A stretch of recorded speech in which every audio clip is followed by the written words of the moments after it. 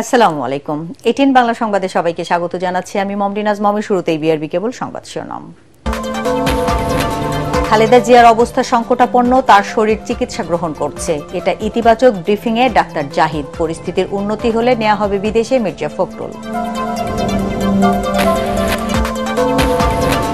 দেশে ফেরার সিদ্ধান্ত একক নিয়ন্ত্রণাধীন নয়, জানালেন তারেক রহমান। মায়ের সুস্থতায় দেশবাসীর দোয়া প্রার্থনা, সরকারের পক্ষ থেকে বাধা নেই প্রেস সচিব। খালেদা জিয়ার শারীরিক অবস্থার অবনতিতে রাষ্ট্রপতির উদ্বেগ। উপদেষ্টা পরিষদের বিশেষ সভায় দোয়া, সুস্থতা কামনা করে পাকিস্তানের প্রধানমন্ত্রীর চিঠি। এবং ডিসেম্বরের দ্বিতীয় সপ্তাহে জাতীয় সংসদ নির্বাচন ও গণভোটের তফসিল ঘোষণা। শেরেবাংলা নগরে মক ভোট পরিদর্শন শেষে জানালেন সিইসি। শুনছিলেন বিআরবি কেবল সংবাদ শিরোনাম, এবার বিস্তারিত। বিএনপি চেয়ারপারসন বেগম খালেদা জিয়াকে যে চিকিৎসা দেওয়া হচ্ছে সেটা তার শরীর গ্রহণ করছে, এটা খুবই ইতিবাচক বলে জানাচ্ছেন তার ব্যক্তিগত চিকিৎসক ডাক্তার AZM জাহিদ হোসেন। রাতে এভারকেয়ার হাসপাতালের বাইরে ব্রিফিংয়ে তিনি কথা জানান। ডাক্তার জাহিদ বলেন, এভারকেয়ার হাসপাতালের মেডিকেল বোর্ড যুক্তরাজ্য, যুক্তরাষ্ট্র, সৌদি আরব, সিঙ্গাপুর ও চীনের চিকিৎসকদের সমন্বয়ে তার চিকিৎসা চলছে। দলের ভারপ্রাপ্ত চেয়ারম্যান তারেক রহমান ও তার স্ত্রী ডাক্তার জোবাইদা রহমান বেগম খালেদা জিয়ার চিকিৎসার অগ্রগতি নিয়ে সার্বক্ষণিক নজর রাখছেন। বর্তমানে খালেদা জিয়ার অবস্থা স্থিতিশীল এবং বিদেশে নেওয়া হবে কিনা তা খালেদা জিয়ার শারীরিক উন্নতি ও মেডিকেল বোর্ডের সিদ্ধান্তের ওপর নির্ভর করছে বলে জানান ডাক্তার জাহিদ। ওনার অবস্থা একই পর্যায়ে আছে এবং এটাকে আমরা ডাক্তারি ভাষায় যদি বলি, অর্থাৎ she is maintaining the treatment, অর্থাৎ চিকিৎসকরা যে চিকিৎসা দিচ্ছে এই চিকিৎসা উনি গ্রহণ করতে পারছেন।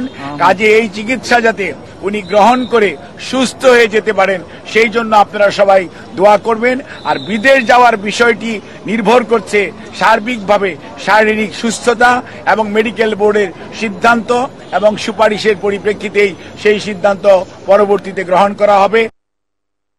বিএনপি চেয়ারপারসন বেগম খালেদা জিয়ার শারীরিক অবস্থা সংকটাপন্ন বলে জানিয়েছেন বিএনপি মহাসচিব মির্জা ফখরুল ইসলাম আলমগীর। তিনি জানান, বেগম জিয়াকে বিদেশে নেয়ার সব ধরনের প্রস্তুতি রয়েছে, তবে স্থিতিশীল হলে তাকে উন্নত চিকিৎসার জন্য বিদেশে নেওয়া হবে। তার চিকিৎসার স্বার্থে হাসপাতালের সামনে নেতাকর্মী ও শুভাকাঙ্ক্ষীদের ভিড় না করার অনুরোধ জানান তিনি। কামরুজ্জামান রাজীবের রিপোর্ট। ফুসফুসের ইনফেকশন নিয়ে গত 24 নভেম্বর সোমবার রাজধানীর এভারকেয়ার হাসপাতালে ভর্তি হন বিএনপি চেয়ারপারসন বেগম খালেদা জিয়া। শারীরিক অবস্থার অবনতি হলে বৃহস্পতিবার তাকে সিসিইউতে স্থানান্তর করা হয়। এমন পরিস্থিতিতে তার শারীরিক অবস্থার খোঁজ খবর নিতে হাসপাতালের সামনে জড়ো হচ্ছেন বিএনপি নেতাকর্মী ও ভক্ত সমর্থকরা। সার্বিক পরিস্থিতি নিয়ে চেয়ারপারসনের গুলশান কার্যালয়ের সংবাদ সম্মেলনে বিএনপি মহাসচিব জানান, তার চিকিৎসায় গঠিত মেডিকেল বোর্ড সার্বক্ষণিক খালেদা জিয়াকে নিবিড় পর্যবেক্ষণে রেখেছেন। তার শারীরিক অবস্থা কিছু সংকটাপন্ন, তাকে বিদেশে নেওয়া প্রয়োজন, কিন্তু তার এখন যে শারীরিক অবস্থা সে অবস্থায় তাকে বিদেশে নেওয়ার মতো কোনো শারীরিক অবস্থা নেই। শারীরিক অবস্থা আল্লাহর অশেষ রহমতে যদি স্টেবল হয় তখন চিন্তা করে দেখা হবে। তবে বিদেশে নেওয়ার জন্য যে প্রয়োজনীয় বিষয়গুলো রয়েছে, আপনার ভিসা, অন্যান্য দেশের সঙ্গে যেসব দেশে যাওয়ার সম্ভব হতে পারে সেসব দেশের সঙ্গে যোগাযোগ করা এবং এর অ্যাম্বুলেন্সের ব্যাপারগুলো নিয়ে যথেষ্ট আলোচনা হয়েছে এবং সেগুলোর মোটামুটি কাজ এগিয়ে আছে। অর্থাৎ যদি আপনার প্রয়োজন হয় এবং যদি দেখা যায় যে she is ready to fly, তখন তাকে নিয়ে যাওয়ার ব্যাপারে খুব দ্রুত সিদ্ধান্ত নেওয়া সম্ভব হবে। এ সময় হাসপাতালের সামনে নেতাকর্মীদের ভিড় না করার দলীয় নির্দেশনার কথা জানান বিএনপি মহাসচিব। তার অসুস্থতায় সব মানুষই উদ্বিগ্ন, উৎকণ্ঠিত এবং অসংখ্য মানুষ হাসপাতালে ভিড় করছেন। এতে করে হাসপাতালের কর্তৃপক্ষ এবং চিকিৎসকরা অত্যন্ত বিব্রত বোধ করছে। তারা চিকিৎসা কার্য চালাতে ম্যাডামেরটাও এবং একসঙ্গে অন্যান্য যারা রোগী আছে তাদের সেখানে বিঘ্ন সৃষ্টি করা হচ্ছে। আপনাদের মাধ্যমে আমি সকলের কাছে অনুরোধ জানাতে চাই যে আপনারা কেউ দয়া করে হাসপাতালে ভিড় করবেন না। বিএনপি নেতা কর্মী, তার শুভাকাঙ্ক্ষী বা দেশের মানুষ তারা দয়া করে হাসপাতালে ভিড় করবেন না। আমরা সময় মতো আপনাদেরকে তার হেলথ বুলেটিন সম্পর্কে জানানো হবে। পরে বিজয়ের মাস ডিসেম্বর উপলক্ষে বিএনপির মাসব্যাপী কর্মসূচি ঘোষণা করেন দলের মহাসচিব। জানান, চট্টগ্রামের কালুরঘাট বেতার কেন্দ্র থেকে শুরু হবে বিজয় মশাল রোড শো। 2 সপ্তাহব্যাপী রোড শো বিভিন্ন জেলা হয়ে ঢাকায় এসে 16 ডিসেম্বর শেষ হবে। রাজধানীতে অনুষ্ঠিত হবে মহাসমাবেশ। কামরুজ্জামান রাজীব, এটিএন বাংলা, ঢাকা। এর আগে বিএনপির সিনিয়র যুগ্ম মহাসচিব রুহুল কবির রিজভী জানান, বিএনপি চেয়ারপারসন বেগম খালেদা জিয়ার কথা বলার অবস্থা নেই বলে জানাচ্ছেন। এভার কেয়ার হাসপাতালে দলীয় প্রধানের স্বাস্থ্যের খোঁজ খবর নিয়ে তিনি কথা বলেন। এ সময় হাসপাতালে দেখতে গিয়ে এনসিপির সিনিয়র যুগ্ম সদস্য সচিব ডাক্তার তাসনিম জারা বলেন, বেগম খালেদা জিয়ার শারীরিক অবস্থা ক্রিটিক্যাল। এ সময় এনসিপির দক্ষিণাঞ্চলের মুখ্য সংগঠক হাসনাত আব্দুল্লাহ বলেন, দণ্ডপ্রাপ্ত শেখ হাসিনার ফাঁসি দেখা পর্যন্ত আল্লাহ যেন খালেদা জিয়াকে বাঁচিয়ে রাখেন। বিস্তারিত মুশফিকুর রহমানের রিপোর্টে। ফুসফুস ও হৃদযন্ত্রের গুরুতর সংক্রমণ নিয়ে হাসপাতালে ভর্তি হন বিএনপি চেয়ারপারসন বেগম খালেদা জিয়া। এরপর নিউমোনিয়া সহ বেশ কিছু জটিল রোগে আক্রান্ত হলে বৃহস্পতিবার সিসিইউতে নেওয়া হয় তাকে। সন্ধ্যায় রাজধানীর এভার কেয়ার হাসপাতালে বেগম খালেদা জিয়ার স্বাস্থ্যের খোঁজ খবর নিয়ে বিএনপির সিনিয়র যুগ্ম মহাসচিব রুহুল কবির রিজভী বলেন, কথা বলার মতো অবস্থায় নেই দেশনেত্রী। বেগম খালেদা জিয়ার দ্রুত সুস্থতার জন্য দেশবাসী, নেতাকর্মী এবং শুভাকাঙ্ক্ষীদের কাছে দোয়া কামনা করেন তিনি। মসজিদে, বাসায়, সেখানে আপনারা দোয়া করুন, আল্লাহর কাছে মোনাজাত করুন, শীঘ্রই দেশনেত্রীকে যেন আল্লাহ সুস্থ করে আমাদের কাছে ফিরিয়ে দেয়। জাতীয় নাগরিক পার্টি এনসিপির শীর্ষ নেতারা হাসপাতালে আসেন। খালেদা জিয়ার শারীরিক অবস্থা ক্রিটিক্যাল বলে জানান দলটির সিনিয়র যুগ্ম সদস্য সচিব ডাক্তার তাসনিম জারা। এ সময় এনসিপির দক্ষিণাঞ্চলের মুখ্য সংগঠক হাসনাত আব্দুল্লাহ বলেন, দণ্ডপ্রাপ্ত শেখ হাসিনার ফাঁসি দেখা পর্যন্ত আল্লাহ যেন খালেদা জিয়াকে বাঁচিয়ে রাখেন। যার কারণে ওনার আজকে এই পরিণতি হয়েছে। একটা ক্লিনিক্যাল একটা অপারেশনের মধ্য দিয়ে উনি গিয়েছেন, ওনাকে মেডিকেলের অত্যাচারের মধ্য দিয়ে গিয়েছেন। আমার মনে হয় আল্লাহ উনাকে হাসিনার ফাঁসি দেখা পর্যন্ত উনাকে যেন আল্লাহ বাঁচিয়ে রাখেন। উনি দল মত সবকিছুর ঊর্ধ্বে উঠেই সব সময় ফাইট করেছেন, সহনশীলতার প্রতীক ছিলেন। আমরা এই মুহূর্তে চাবো যে সবাই দল মতের ঊর্ধ্বে উঠে, রাজনীতির ঊর্ধ্বে উঠে ওনার দ্রুত আরোগ্যের জন্য সকলে দোয়া করবেন। এদিকে বেগম খালেদা জিয়ার অসুস্থতার খবর শুনে শুক্রবার রাত থেকে হাসপাতালের সামনে ভিড় করছেন বিএনপির নেতাকর্মীরা। তাদের প্রত্যাশা, সুস্থ হয়ে দ্রুতই নির্বাচনী মাঠে ফিরবেন বেগম জিয়া। তার অবস্থার কতটুকু উন্নত করা যায়, আরো নিবিড় ভাবে তার যে সমস্যাগুলি রয়েছে, জটিলতাগুলো রয়েছে, তার উত্তরণের করার জন্য সর্বশেষ চেষ্টা আমাদের ডাক্তাররা করছেন আর কি। যেই সংবাদে সবার মধ্যে উদ্বেগ সৃষ্টি হয়েছিল, পরিস্থিতি তার চাইতে কোন রকম অবনতি হয়নি। উনি স্টেবল আছেন। তারা কোনো আশাবাদের কথা বলছেন না, কিছু বলছেন না, কিন্তু বলছেন গত কয়েকবারের মতো যেরকম তিনি খুবই ক্রিটিক্যাল অবস্থা থেকেও আবার ফিরে এসছেন, উনি ক্রিটিক্যাল অবস্থা থেকে স্টেবল হয়েছেন। ভবিষ্যতের জন্য দোয়া করবেন আপনারা। Mushfiqur Rahman, ATN Bangla, Dhaka. BNP chairperson Begum Khaleda জিয়ার শারীরিক অবস্থার কথা তুলে ধরে দলের ভারপ্রাপ্ত চেয়ারম্যান তারেক রহমান বলেছেন, দেশে ফেরার সিদ্ধান্ত তার একক নিয়ন্ত্রণাধীন নয়। নিজের ভেরিফাইড ফেসবুক পেজে দেয়া এক পোস্টে তিনি বলেন, সাবেক প্রধানমন্ত্রী বেগম খালেদা জিয়া গুরুতর অসুস্থ ও সংকটাপন্ন অবস্থায় হাসপাতালের নিবিড় পরিচর্যায় রয়েছেন। তার রোগমুক্তির জন্য দল মত নির্বিশেষে দেশের সর্বস্তরের মানুষ আন্তরিকভাবে দোয়া করে যাচ্ছেন। প্রধান উপদেষ্টা তার রোগ মুক্তির জন্য দোয়া চাওয়ার পাশাপাশি সাবেক প্রধানমন্ত্রীর চিকিৎসায় সব ধরনের সহায়তার প্রতিশ্রুতি ব্যক্ত করেছেন। তারেক রহমান বলেন, সংকটকালে মায়ের স্নেহ স্পর্শ পাওয়ার তীব্র আকাঙ্ক্ষা তারও রয়েছে, কিন্তু অন্য সবার মতো এটা বাস্তবায়নের ক্ষেত্রে তার একক সিদ্ধান্ত গ্রহণের সুযোগ অবারিত এবং নিয়ন্ত্রণাধীন নয়। বিএনপির ভারপ্রাপ্ত চেয়ারম্যান তারেক রহমানের দেশে ফেরার বিষয়ে সরকারের পক্ষ থেকে কোনো বিধিনিষেধ বা আপত্তি নেই বলে জানিয়েছেন প্রধান উপদেষ্টার প্রেস সচিব শফিকুল আলম। নিজের ভেরিফাইড ফেসবুক প্রোফাইলে দেয়া এক পোস্টে তিনি একথা জানান। তিনি আরও উল্লেখ করেন, খালেদা জিয়ার শারীরিক অবস্থা নিয়ে প্রধান উপদেষ্টা ডক্টর মোহাম্মদ ইউনূস এরই মধ্যে গভীর উদ্বেগ প্রকাশ করেছেন এবং তার সুস্থতার জন্য দেশবাসীর কাছে দোয়া চেয়েছেন। বিএনপি চেয়ারপারসন ও সাবেক প্রধানমন্ত্রী বেগম খালেদা জিয়ার শারীরিক অবস্থার অবনতির খবরে গভীর উদ্বেগ জানিয়ে তার দ্রুত রোগ মুক্তির কামনায় দেশবাসীর কাছে দোয়া চেয়েছেন রাষ্ট্রপতি মোহাম্মদ শাহাবুদ্দিন। সহকারী একান্ত সচিব মোহাম্মদ সাগর হোসেনের পাঠানো বার্তায় সংকটাপন্ন খালেদা জিয়ার জন্য দেশবাসীর কাছে দোয়া প্রার্থনা করেন তিনি। প্রধান উপদেষ্টার কার্যালয়ে উপদেষ্টা পরিষদের বিশেষ সভা অনুষ্ঠিত হয়েছে। প্রধান উপদেষ্টা ডক্টর মোহাম্মদ ইউনূসের সভাপতিত্বে অনুষ্ঠিত সভায় সাবেক প্রধানমন্ত্রী ও বিএনপি চেয়ারপারসন বেগম খালেদা জিয়ার সুস্থতা কামনা করে দোয়া ও মোনাজাত করা হয়। সভায় বৈদেশিক অনুদান রেগুলেশন অধ্যাদেশ 2025-এর খসড়া নীতি ও চূড়ান্তভাবে অনুমোদন দেয়া হয়। এই সংশোধনের ফলে এনজিও নিবন্ধন আরও সহজ হবে এবং অনুদান ছাড়ের শর্তগুলো শিথিল করা হয়েছে। এখন থেকে বছরে 50 লাখ টাকা পর্যন্ত অনুদান গ্রহণে আর পৃথক অনুমোদনের প্রয়োজন হবে না। আইনটি আরও অংশীজন বান্ধব করে আপডেট করা হয়েছে। সভায় প্রবাসী কল্যাণ উপদেষ্টা ডক্টর আসিফ নজরুল জানান, আরব আমিরাতে জুলাই গণ অভ্যুত্থানে অংশ নেয়ার অভিযোগে আটক অবশিষ্ট 24 জন প্রবাসী বাংলাদেশির কয়েক দিনের মধ্যেই দেশে ফেরত আনার প্রক্রিয়া সম্পন্ন হবে।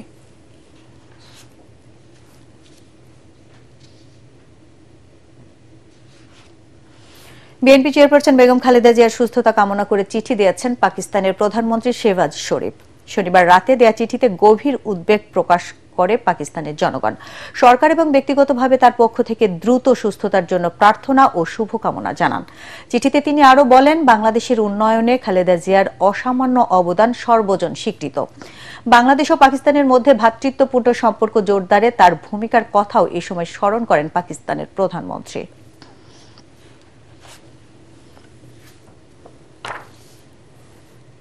ডিসেম্বরের দ্বিতীয় সপ্তাহে জাতীয় সংসদ নির্বাচন ও গণভোটের তফসিল ঘোষণা করা হবে বলে জানিয়েছেন প্রধান নির্বাচন কমিশনার এএমএম নাসিরউদ্দিন।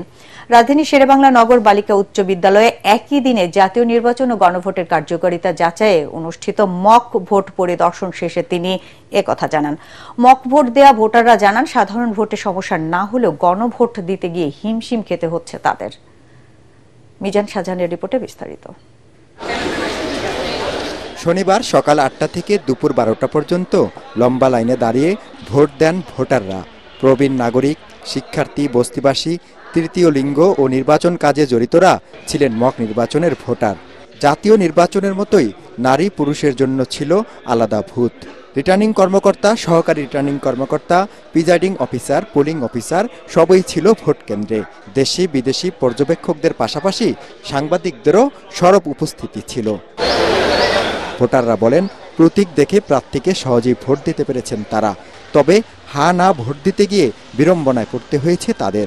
এবার ভোট কিভাবে দিতে হয় আমরা সেটা শিখবো, তো শিখার জন্য মূলত আসে আমাদের। হা দিলে ভালো হইব, না দিলে ভালো হইব এটা আমি বুঝতেছি না। আর ভোটটা কারে দিব এটা আমি সঠিক আমার মাথায় কাজ করতেছে না। গণভোটটা কি ওটা সম্পর্কে আমি তেমন কিছু জানি না, তাই আর কি বলতেও পারতেছি না। দুপুরে ভোট কেন্দ্র পরিদর্শন করেন প্রধান নির্বাচন কমিশনার সহ কমিশনের সদস্য ও ইসির সিনিয়র সচিব। এ সময় গণভোট দিতে ভোটারদের সমস্যা প্রসঙ্গে তিনি বলেন, অনুমান নয়, বাস্তবতা বিবেচনায় সিদ্ধান্ত নেবে ইসি। দরকার হলে বাড়ানো হবে কেন্দ্র ও বুথ। আজকে আমরা রিয়েল টাইম অ্যাসেসমেন্টটা করবো যে এটা ভোটিং এ কত লাগে। দরকার হলে আমরা ভোটের সেন্টার বাড়াবো, এখানে খরচটা নট মোর ইম্পর্টেন্ট নাও। এখন আমাদের টাইম যেটা লাগে সেটা ভিত্তিতে যদি আমাদের বাড়াইতে হয় বাড়াবো, যদি দেখা যায় বুথ বাড়াইতে যদি চলে তাহলে সেটা করবো। এটা অসুবিধা, মানুষকে কষ্ট দেওয়া আমাদের কোনো পারপাস না। তিনি জানান, আগামী মাসের দ্বিতীয় সপ্তাহে তফসিল ঘোষণা করতে যাচ্ছে নির্বাচন কমিশন। তফসিল হোপফুলি আমরা যদি আশা করছি দ্বিতীয় সপ্তাহে হবে ডিসেম্বরের। ডেটগুলো আপনারা তখন জানতে পারবেন, এবং hopefully it will be in the second week of December. Vote কেন্দ্রে যেমন ছিল পুলিশ ও আনসারের সরব উপস্থিতি, একই সাথে কেন্দ্রের বাইরে ছিলেন সেনাবাহিনী ও বিজিবির সদস্যরা। দেশের কোনো কোনো স্থানে প্রার্থীদের সমর্থকদের মধ্যে সংঘর্ষ হলেও এটিকে বিচ্ছিন্ন ঘটনা বলছেন প্রধান নির্বাচন কমিশনার এএমএম নাসিরউদ্দিন। তিনি বলছেন, তফসিল ঘোষণার পর নির্বাচনের আগে পরে এমনকি নির্বাচনের দিন যে কোনো নাশকতা রুখে দিবে আইন শৃঙ্খলা রক্ষাকারী বাহিনী। মিজান শাহজাহান, এটিএন বাংলা, ঢাকা। যারা অনির্বাচিত সরকারকে দীর্ঘায়িত করতে চায় তারা ত্রয়োদশ জাতীয় সংসদ নির্বাচন বানচাল করতে তৎপর বলে জানিয়েছেন বাংলাদেশ বিপ্লবী ওয়ার্কার্স পার্টির সাধারণ সম্পাদক সাইফুল হক। রাজধানীতে এক বিতর্ক প্রতিযোগিতায় অংশ নিয়ে তিনি কথা বলেন।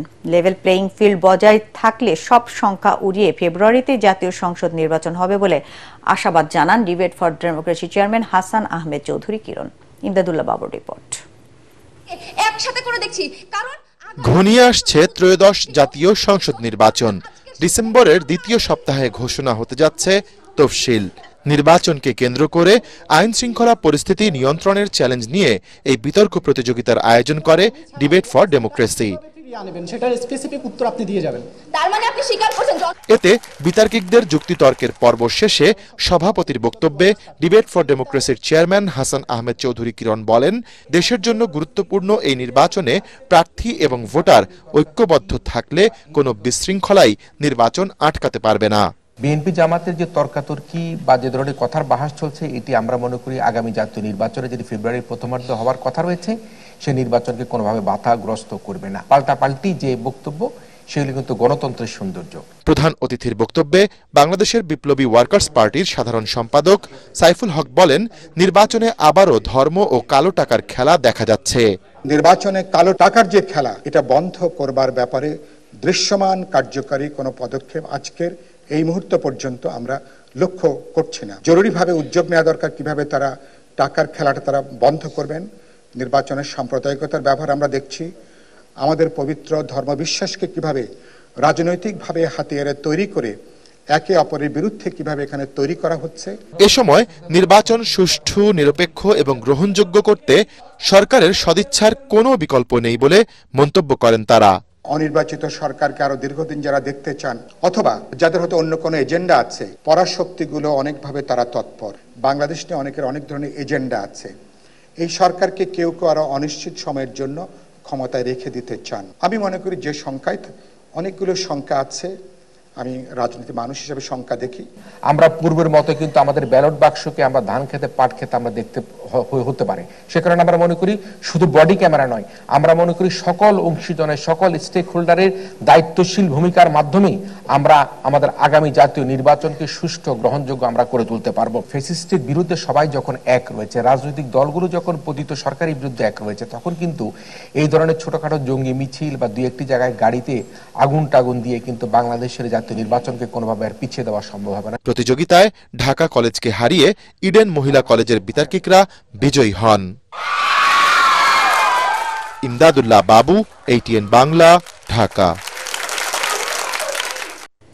দুর্নীতি একটি রাজনৈতিক সমস্যা, একে রাজনৈতিকভাবেই মোকাবেলা করতে হবে বলে মন্তব্য করেছেন বাংলাদেশ ব্যাংকের গভর্নর ডক্টর আহসান এইস মনসুর। তিনি বলেন, অতীতে রাজনৈতিক হস্তক্ষেপে ব্যাংক খাতে লুটপাট চলেছে, তাই ঋণ খেলাপি থেকে উত্তরণে 5 থেকে 10 বছর সময় লাগবে। রাজধানীর একটি হোটেলে চতুর্থ বাংলাদেশ অর্থনৈতিক সম্মেলনে গভর্নর এসব কথা বলেন। অনুষ্ঠানে বিভিন্ন রাজনৈতিক দলের নেতারা বলেন, ক্ষমতায় গেলে অর্থনীতিতেও স্বচ্ছতা নিশ্চিত করা হবে। তরিক ইসলামের রিপোর্ট।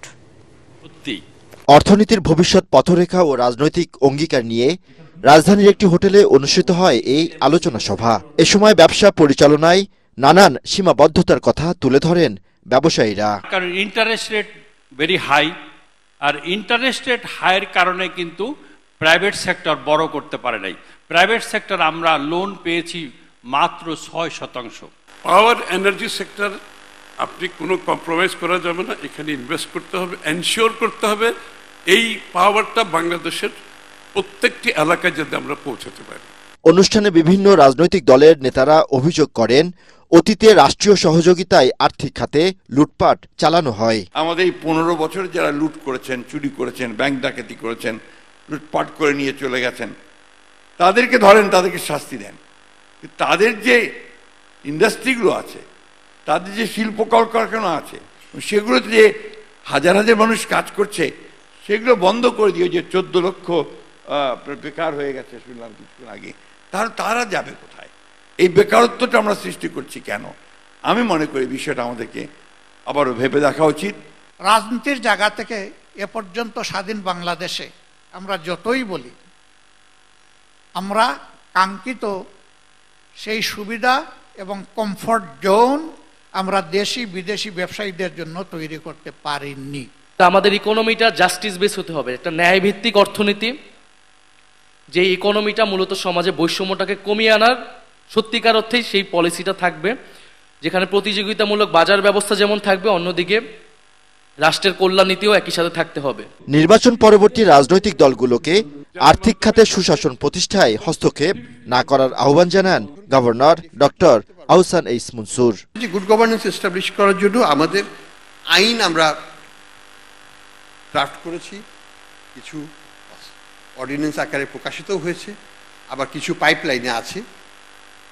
এখানে আমার বিশেষ অনুরোধ থাকবে আমাদের রাজনীতিবিদদের কাছে যে তারা যেন ভবিষ্যতে এই আইনগুলোকে পার্লামেন্টের থ্রুতে রেটিফিকেশন করে এটাকে একটা স্থায়িত্ব দেওয়ার চেষ্টা করে। বিগত সময়ে অর্থ লোপাটকারীদের শাস্তির আওতায় আনার দাবি জানান বক্তারা। তরিক ইসলাম, এটিএন বাংলা, ঢাকা। এবার সন্ধানী লাইফ ইন্স্যুরেন্স আন্তর্জাতিক সংবাদ।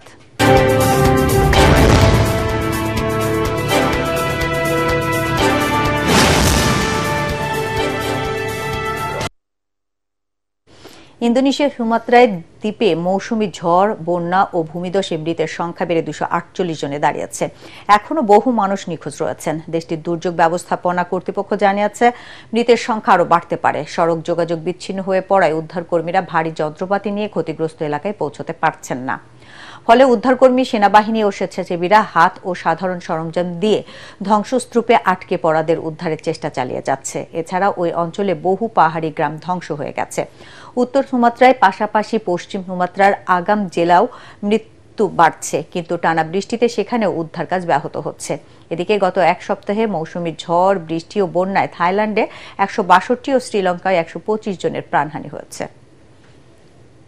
এবার খেলার খবর।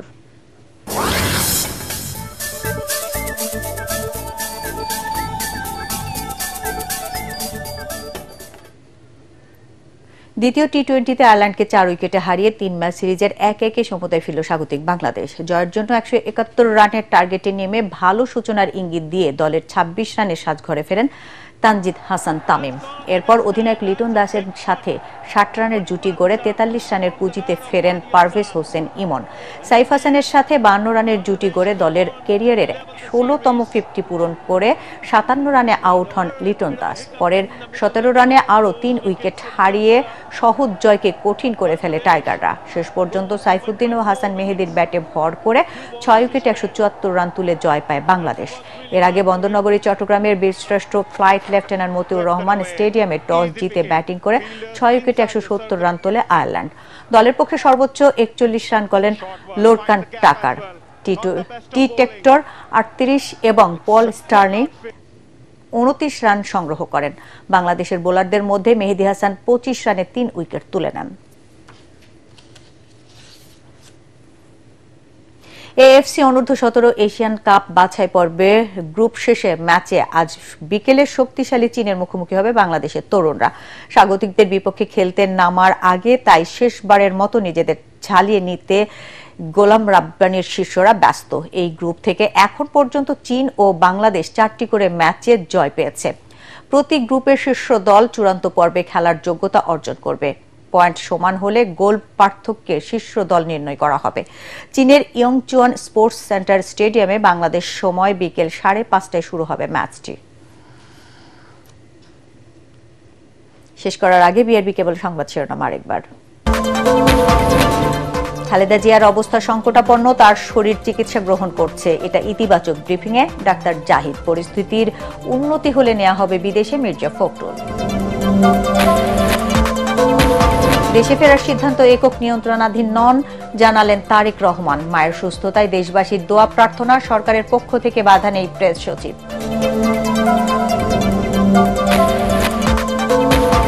খালেদা জিয়ার শারীরিক অবস্থার অবনতিতে রাষ্ট্রপতির উদ্বেগ। উপদেষ্টা পরিষদের বিশেষ সভায় দোয়া, সুস্থতা কামনা করে পাকিস্তানের প্রধানমন্ত্রীর চিঠি।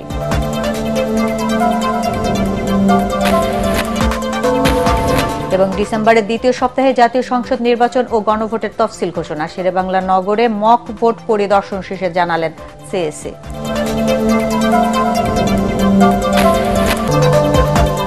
দর্শক, পরবর্তী সংবাদ দেখার আমন্ত্রণ জানিয়ে এখনকার মতো শেষ করছি। এটিএন বাংলা সংবাদ ইউটিউবে দেখতে ব্রাউজ করুন youtube/ATN Bangla News। ধন্যবাদ সবাইকে।